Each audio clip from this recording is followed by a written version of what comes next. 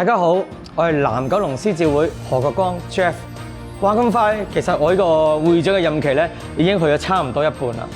咁而我係最感動同埋最感觸咧，就係講緊我曾經咧就做一個服務，其實而家都進行緊嘅，就係為長者佢嘅門去裝啲感應器，就減低一啲長者發生一啲問題、一啲意外嘅風險嘅。40幾會長捐錢俾呢個服務項目，合共用咗1個月時間啫，就已經籌咗148萬。而呢個活動喺啟動禮嘅時候，亦都有政府各個部門出席支持。而佢哋唔單止係主禮，仲係將我哋所有落地嘅嘢去幫手去協助。所以咧，我好感動，覺得呢個活動好成功，都係全靠大家嘅支持。